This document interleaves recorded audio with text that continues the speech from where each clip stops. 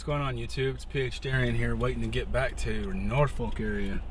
Just left my appointment and I was thinking about something. I kept seeing the number 80 over and over again, and it just reminded me of an 80% lower for some reason, which is what I'm gonna do when I go home tonight. Make another 80% lower, because why not? And I want to ask you guys what you think about this, because I know what I think about it when it comes to 80% lowers. A lot of people will tell me you should get one from a reputable manufacturer. Nope. And I think they're failing to realize that those manufacturers, and while I don't crap on them, I don't support them fully. Some of them are in it just for a dollar bill, and they're not in it for the Second Amendment. It's just a dollar. But those reputable manufacturers we speak of, guess what they use?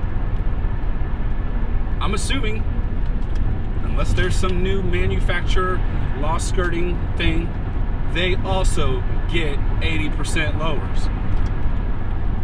If not, and they got a full functioning lower, then it should be serialized with the original manufacturer, whether that be Cero, for the people who do the Cero Forge lowers, Anchor Harvey, like you see the little A lot of people confuse with Aero Precision for the upper receivers.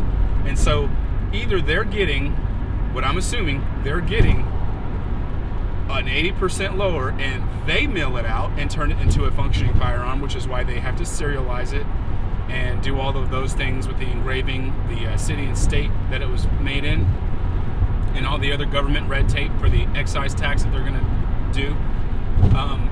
So they're getting 80% lowers themselves. What's the difference between me getting an 80% lower from the source or buying one from a company that's made literally from the same, probably forged 70-75 aluminum, triple coat or triple hard coat anodized? You know what I'm talking about. And so those things make me think. Things that make you go, When they sell blemished lowers, whether 80% or stripped, if I was to buy a blemish lower, I know it's aesthetically stripped. It is functioning. Some of them do have gouges around the safety holes. I've even seen some of them before that friends of mine told me, yeah, I bought this blim. It was not just blemished as far as aesthetic. It was like, it had scratches and shit near the safety hole where it was a little looser, but it worked. And then I asked myself, what's the difference between that and me just getting my own 80% lower and milling it out? Another issue I have with 80% lowers, or the lack of knowledge about them, is people think you always are trying to skirt the law or hide from the government and Big Daddy and all this other stuff. And I'll be completely honest with you, while there are people who are for sure in that category, I, however, am not. First of all, I'm making a damn public video about 80% lowers. If somebody wants to know who I am, they'll find out. The ATF has probably got agents right now sitting back, watching this video, eating popcorn, jotting my address down, saying he just let go of the steering wheel while he's driving too. But I want them to all think, I want all those people to think, maybe 80% lowers came about and it was the reaction to a stupid law put in place based on states' rights, which I am for states' rights. But when states' rights try to trump individual liberty, I have a problem with that. So I wasn't born there, but I was raised in California. Joined the Navy, left, got stationed there again. My first AR I built because I wanted an AR pistol. At the time, I wanted an AR pistol. Now, someone correct me if I'm wrong. Now, laws changed, so it's January 20th, 2022. When I bought or built my first pistol, this was in 2014. At that time, you couldn't build a pistol with a normal stripped lower. And anytime you had a stripped lower, you had to buy it as a pistol or as a rifle. Now, when I got to the point where I wanted mine, you couldn't do pistols anymore. Nope. Now, at one point, you could take a rifle and turn it, a pistol lower that you had registered, take it back to an FFL, I guess re-registered as a rifle, but you couldn't take a rifle lower and put it as a pistol. You could only upgrade it from pistol to rifle, not rifle to pistol. So the only way for me to build a pistol when I walked in the store to find out why I couldn't get one was to build an 80% lower. I finally was intrigued. I did some research and found out, okay. Then I asked, what's stopping me from building an 80% lower for a straight up rifle? And nothing.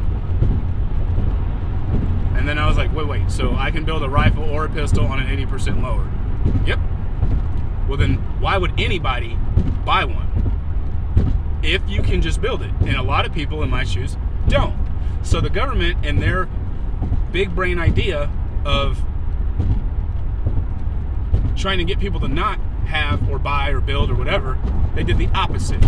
So I wanted to share that with you because I think a lot of people are misinformed about 80% lowers. I was reading online about 80% lowers. Do people prefer stripped or 80s when building? And people were saying strip.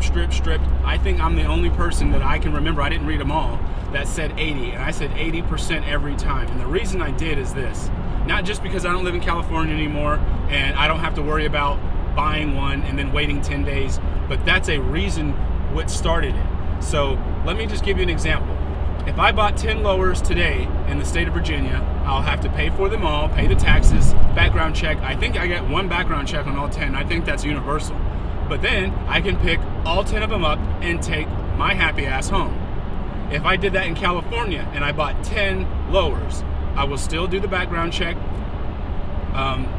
for all 10 of them, pay all 10 and the tax, but then I have to wait 10 days to pick up one lower. I have to then wait 30 days to pick up the second lower. 30 more days, day 70, I can pick up the third. So after 280 days, almost a whole damn year, I can have all 10 lowers. You may say, why do you need 10 lowers? I plan on building 10 guns. So I want people to really think about that. There isn't just a, oh, I don't want to be registered, I don't want to have to do all this stuff. Although I don't, and it's not because I'm afraid the government's going to come and take my guns. I work for the government. I'm in the military. They hand me fully automatic guns. You think I'm afraid of my semi-automatic one? Nope. Absolutely not. So I really want people to think about the 80% lower and why some may have it. If you don't give two rips about how it works or any of that stuff, you don't have the toolage, you don't care to learn how to use it or anything like that, then don't get one. Go buy a cheap one, especially if you're in a free state where they're stripped and they're cheap. And if you need a new one, I considered buying one before. I considered buying one still. I'll buy a stripped lower. I don't have one, but I guarantee you the main reason I never wanted them is because I am a stickler, right? People say, your guns are too pretty. Yeah, so what? But they work and I do use them. They may look pretty because of the jobs I've done on them, Cerakote or whatnot, but they do work. And I don't mind my gun having scars, marks, messed up finish, but I want it to all have the same messed up finish. I don't want 10 different shades of black. If I buy something brand new, it better damn look brand new. I bought this car, it wasn't 5 different shades of silver. The hood, the roof, the doors, the trunk, they weren't all different tones of silver piecemealed by different manufacturers. One company made my car. Now when people say hobby guns, Franken guns, that's essentially what every gun manufacturer really sells you. If you see any 2 different manufacturers that use the same pistol brace or the same upper receiver, they are literally building you a damn hobby gun and just stamping their approval on it. They're gonna back it up with a warranty. And then you get a warm and fuzzy, and that's fine, that you have the best gun in the world. Nope. You don't. The reason all of my friends ask me to help them build their gun or show them how to assemble a gun or something like that, especially at work. I'll take apart the M4 at work, and I mean take it all apart. Every bit of it except for the castle nut because it's staked. And then we'll put it back together. Those dudes understand that gun so much more now. It was at the point where we understood the GAL and the 240 more than anything, And I'm like, the one you can actually go buy and own, you don't know anything about that. I think there's something wrong with this, but whatever. So I just wanted to tell that to people, that all 80% lowers aren't because somebody's trying to skirt the government. I think it's a reaction to what the government did, which is trying to stop people from buying them. And it's like, okay, well, if I can't buy one, or you're going to make it such a pain for me to buy one, I'll just build one. And you think, okay, I won't get one. If anything, you created a monster. Because when I found out how easy it was, especially now using my 5D tactical jig, that takes me 45 minutes to an hour based on my tools, you know, the drill bits and the end mill bit. If they're nice and sharp, I can honestly hog one out in about 30 to 35 minutes. I give myself 45 minutes as an average. I take a break, of course, so my hands don't get numb.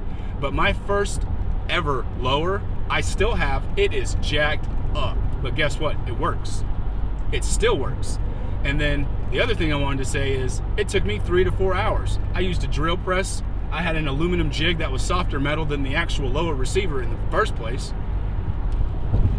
And it did the job. I still have it to this day. And I don't even know if I want to put a picture up. That thing looks horrible. But like I said, it works.